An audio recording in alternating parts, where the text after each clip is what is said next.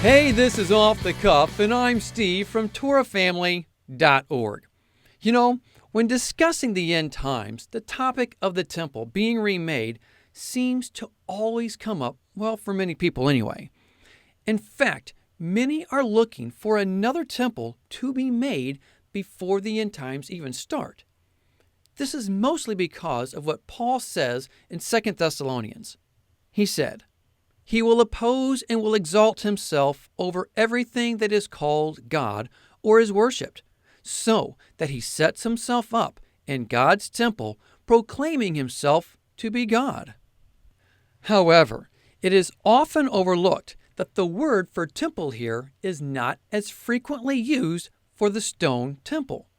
In fact, this word is equally used for a tent or a tabernacle. A different word is used more often for the stone temple, such as Matthew 21:12, Matthew 24:1, Mark 11:11, and there are many more. So, these two words are found to refer to the stone-made temple. However, the words Paul uses in 2 Thessalonians is only used half as much, and isn't always referring to a stone temple when it's used. Here are the reasons why he is referencing the tabernacle and not the temple, meaning the temporary dwelling and not the permanent structure. First, consider how this same word is used in Revelation in referring to the temple in heaven. We see here how it's referred to as a tabernacle. See the significance? The tent of meeting Moses was instructed to make was modeled after the tabernacle in heaven, according to the author of Hebrews. We know Moses' instructions were to make the tent of meeting, the tabernacle. This verse implies the one in heaven was the template. So, what does this tell us? It implies the temple in heaven truly is a tent, just like the one Moses made. It was the pattern. So we see the word Paul used regarding the Antichrist setting himself up is a word that can easily imply it to be a tent-like tabernacle and not a temple made of stone. Plus, please look how that same word Paul used in 2 Thessalonians is the same word he used for us being the spiritual temple, both in 1 Corinthians chapter 3 and 1 Corinthians chapter 6. This is because we are mobile, just as the tent of meeting was. The Levites were in charge of moving it. Whenever Yahweh told them to go, the tabernacle went too. Paul's words can easily be showing the Antichrist will be setting himself up in Yahweh's tent of meeting and not in a temple made of stone. Let me say that again. Paul's words can be easily showing the Antichrist setting himself up in Yahweh's tent of meeting and not in a temple made of stone. So please know there doesn't have to be a stone temple for the end times. We may very well see the return of the tent, the tabernacle, in the end times instead of a stone-made temple. This is something many people are not aware of. Now, we understand there are some who believe the temple the Antichrist sets himself up in is actually the hearts of Yahweh's people. This is because of the verses where Paul says we are the temple now. However, I confess that I struggle with this interpretation. How can the Antichrist set himself up in our hearts? If we allowed him to do such a thing, would we still be considered the temple of Yahweh? It just seems the moment something like that would happen, we would cease to be the temple. I hope that makes sense. I mean, we would cease to be a part of the body, it seems. It just doesn't seem to make any sense to me. It just doesn't add up, I guess I should say. I'm not saying it's wrong. I'm just saying I'm struggling with that view. Okay. We really believe it is better understood that Paul is saying the Antichrist will set himself up in Yahweh's tent of meeting. Plus, we believe very possibly it will be the original tent of meeting. Yeah, that's what I said. The original tent of meeting. Now, I'm sure once the Ark of the Covenant and Tent of Meeting are found, there will be a huge push to begin construction on a stone-made temple. However, the point here is a stone temple is not needed. Everything will most likely take place with the Tent of Meeting. In fact, many are waiting for a Messiah to come and conquer like King David. Interestingly enough, the house of Yahweh was the original Tent of Meeting during the reign of David. So, how appropriate it would be for the tabernacle to be up when he arrives on the scene. A question that has been asked often is, if the original tabernacle is to play a role in the end times, how do you see the timing of that all playing out? The funny thing is, as much as I can see everything being triggered with a global earthquake like that of Isaiah 24, as I've said before, I can still see a scenario playing out with the ark and the tent being found first, and even being set up to be used first. It's plausible for sure, especially since many are looking for an Antichrist figure to come and abolish the sacrifices. So if he's going to come and abolish the sacrifices, well, you've got to have sacrifices set up first, right? Now, please remember, I believe that is a huge misunderstanding regarding what the true Antichrist will do. You can see my teachings, Satan's Greatest Masquerade, Part 1 and 2, for more on that. We can't forget that Yeshua said it will be a time that even the elect would be deceived if that were possible. The true Antichrist figure will come as the awaited Messiah, one who brings salvation to believers through military conquest even. He won't stop the sacrifices. Yet, so many are looking for that to happen. So, if the ark and the tent are set up with the sacrifices reinstated, chances are the enemy can bring these sacrifices to an end through an individual and make everyone believe that person who brings them to an end is the Antichrist. That individual could likely take over East Jerusalem, or, at the very least, just the location where the tent and ark are set up. Not long after that would come the real Antichrist to save the day. Meaning, after this bad guy, the fake, what I call the fake Antichrist, comes and, abolishes the sacrifices and does all this bad stuff, to the temple or to the tent, I believe. After that, this would only set up the opportunity for the real Antichrist to come in and save the day. I hope and pray that makes sense. The one who will deceive everyone into believing he is the awaited Messiah. Because whenever the bad guy is defeated, well, they're going to say, hey, this is the guy, this is the one who's saving the day, if you will. I discussed this pretty much in my teaching, Satan's Greatest Masquerade, Part 1 and Part 2. I really believe this anti-Messiah will establish the sacrifices. Again, he'll bring it back in after the bad guy, abolishes them, but he'll set them up in an abominable way, most likely where he does them himself. Another thing many have wondered is if Hanukkah and Purim play a role in the end times. And if they do, well, how would that look? How would it work out? If you've watched my end time teachings, you know that I have always tried, my best anyway, to show and to be open in how things could play out in either the spring or the fall holy days. I just feel that that's something we need to be open to. A lot of times we're all guilty of having a mindset, a track in our mind, like this is how it's going to be, and we're to stuck into it.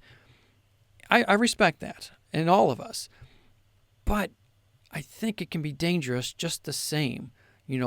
I think we need to do our best in trying to be open to these other perspectives. And that's why I've always done my best to try to look at these others. Can it be spring or can it be the following? I don't want to be stuck on one or the other. I want to be open. And that's why in all of my teachings, I've been trying to look for parallels for either season. I think we should be trying our best in due diligence to look for those kind of things.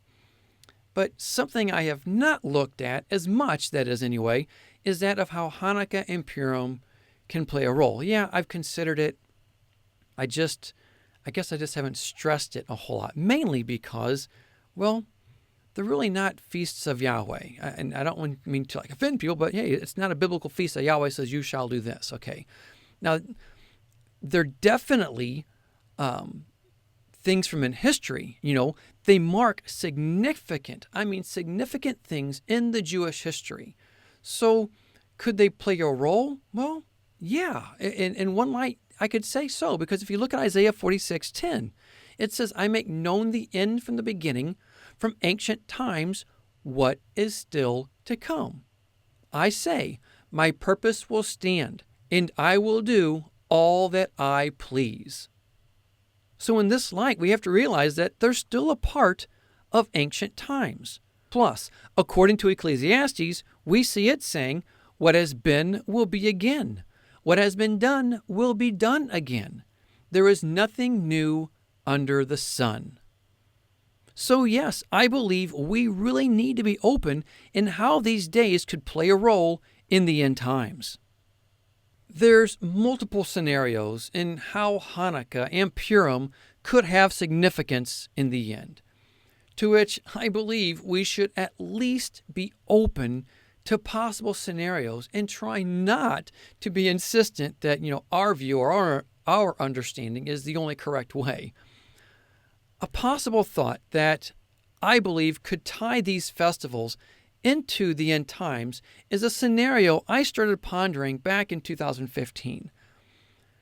It was about the possible time frame of when Yahweh spoke to Moses through the burning bush. The points to consider are, could Yahweh have spoken to Moses through the burning bush on the Day of Trumpets, giving him 10 days to appear before Pharaoh on behalf of Israel on the Day of Atonement? There he requested a 3-day journey to make sacrifices to Yahweh. Now we know that request was denied. However, if it was granted, they could have left on the 11th of the month, the day after the Day of Atonement, having them arrive 3 days later on the 13th, thus giving them the 14th to prepare for Sukkot. Since we know that didn't happen, this would imply the 10 plagues happened over the next 6 months up to Passover. Yet nothing is given as to when they started. Plus, nothing is given on the time between each one. We simply assume they all happened one right after the other. Though this is possible for the latter few, it's very likely they could have started a couple of months after Moses appeared to Pharaoh and began to take place at an exponential rate up to the time of Passover.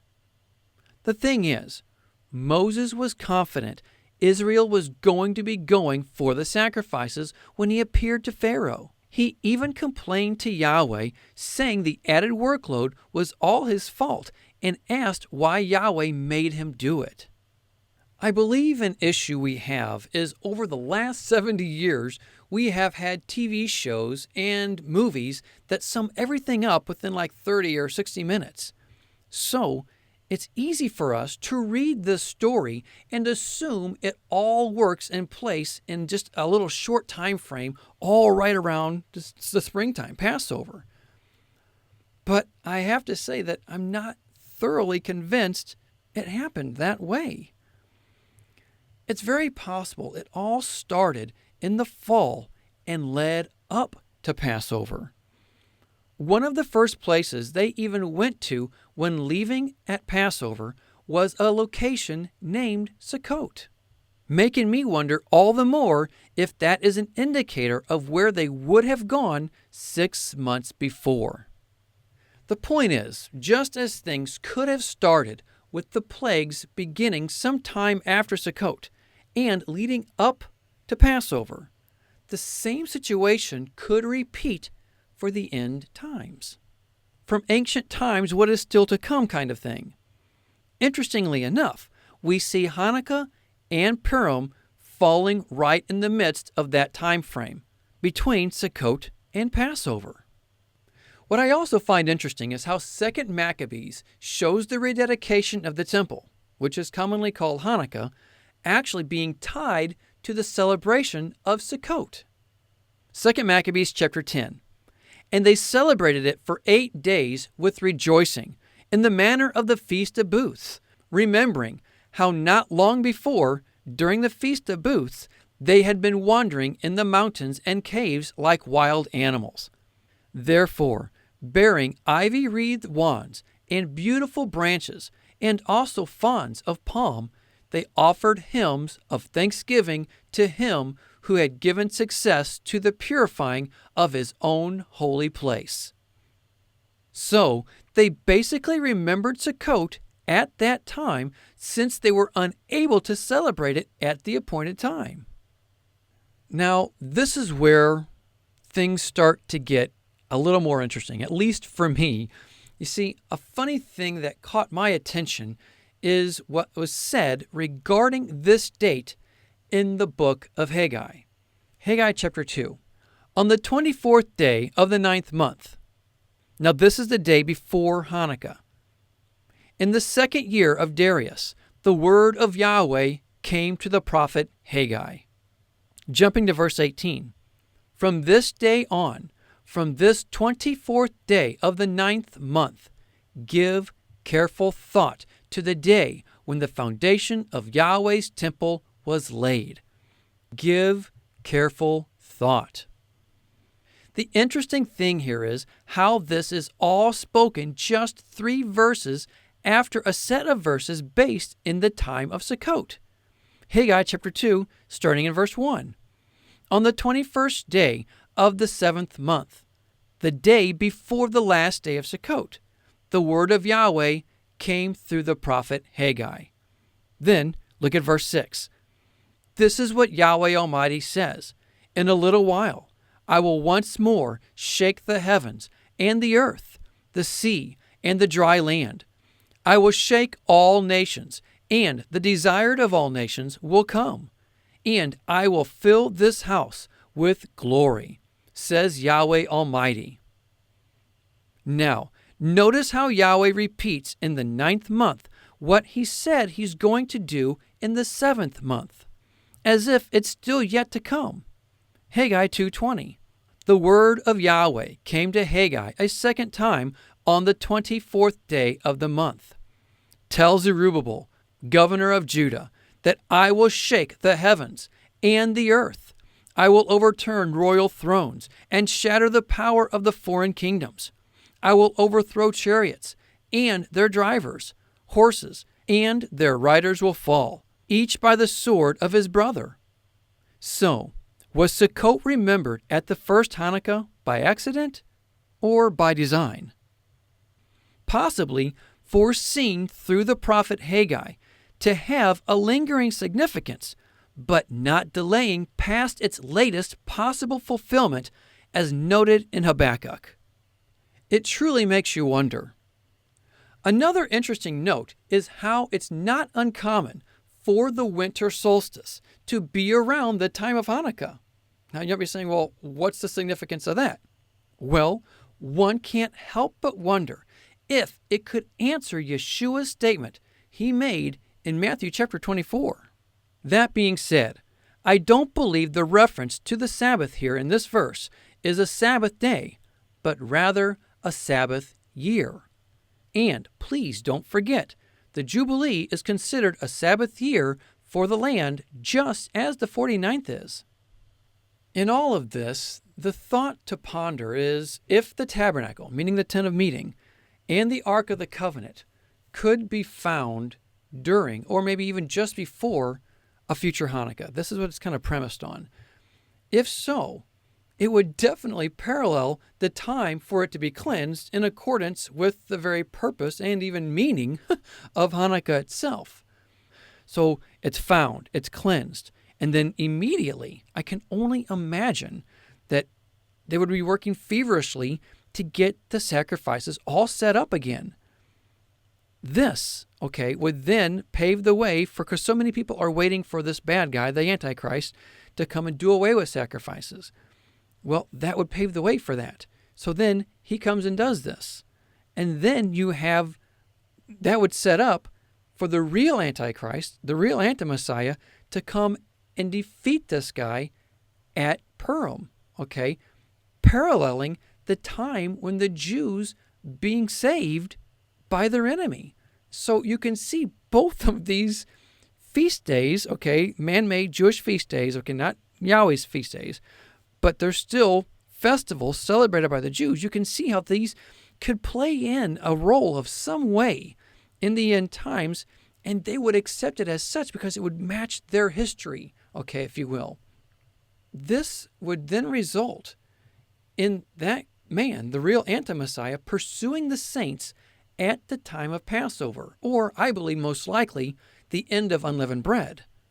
Now, pending your understanding, pending your view, it would then all conclude at the fall holy days, either 3.5 years later, or if you believe like myself, only 6 months later.